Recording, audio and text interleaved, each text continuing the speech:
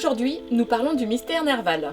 Je suis Diane Morel, romancière et scénariste. L'intrigue se déroule en 1841 à Paris. Il s'agit de la monarchie de Juillet. Le roi est Louis-Philippe. Il a été porté au pouvoir par la révolution de 1830. Les gens voulaient plus de liberté, moins de contrôle, plus de démocratie. Et Louis-Philippe arrive avec une proposition de monarchie parlementaire à l'anglaise. Si ça démarre plutôt bien, en 1835, une série d'attentats, notamment l'attentat de Fieschi, avec une machine infernale, va changer la donne. Et le roi Louis-Philippe, terrorisé, se replie à l'intérieur de son palais, suspend les libertés de la presse, liberté de se rassembler, etc., etc., et met en place un système d'informateurs, voire d'espions, pour essayer de déterminer ce que pensent ses concitoyens de sa personne, de son gouvernement, et aussi également savoir si de nouveaux complots terroristes sont en route. C'est dans cette ambiance que commence le roman. Sur la butte Montmartre, le jeune Émile, étudiant en médecine, rentre chez lui et y trouve le poète Gérard de Nerval. Il a été atteint par la folie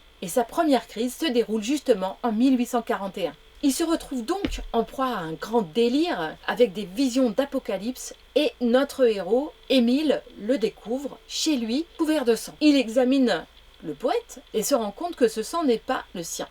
Il n'a aucune blessure et dans son délire, Gérard de Nerval parle d'une certaine Isis. C'est une des filles du feu, recueil de Gérard de Nerval justement. Cette Isis, eh bien, il semblerait qu'elle soit morte. Le jeune Émile, voyant le poète si démuni, va essayer de lui venir en aide. Il va d'abord commencer son enquête en interrogeant les amis de Gérard de Nerval. Théophile Gautier, un colosse, Pétrus Borel, dit le lycanthrope, Arsène Houssaye, qui plus tard sera l'éditeur de Charles Baudelaire et de ses sulfureuses Fleurs du mal.